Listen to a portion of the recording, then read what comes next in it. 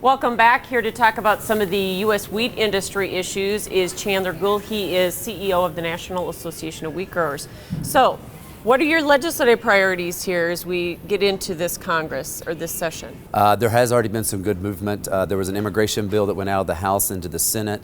I know a lot of agriculture wants to be supportive of it, but didn't sign on to it because there's some changes they want to that program to make sure that it's actually affordable.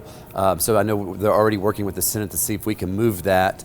But also infrastructure. You know, anytime we're heading into a presidential election year or going to move out of one, it has been a long time since we have done any sort of significant investment in our infrastructure there. And so I know the House is already starting to pull a bill together, and they're looking at maybe splitting it into 3 smaller bills, and that's something that we're interested in to see if that will make it easier to get that passed. Appropriations are also another thing that are going to be worked on right now. Most definitely. They continue to come from the House and head towards the Senate.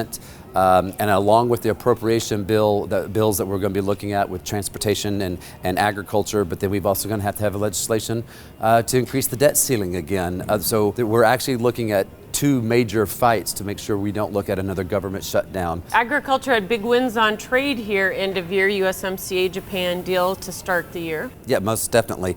You know, I'd have to say USMCA for the wheat growers by far was the largest. Mexico in bulk is our largest export market. And then we also got a very significant thing fixed with the Canadian market and industry up there. They were out of compliance with WTO because the wheat that we would send from the US into Canada, even if it was grade A, it automatically got downgraded to feed grade there in Canada. So we got that fixed in USMCA. So the China Phase 1 deal for wheat, what about that? TRQ for wheat, is China going to fulfill that obligation? You know, that's definitely our hope. The 9.6 million metric tons is important to our industry. We have not sold any wheat to China in over 2 years, and normally the entire Asian Pacific realm, and China as well, make their tenders for wheat between March and June. So next month, we should start to see if they're going to purchase wheat from the United States. Thanks so much for joining us.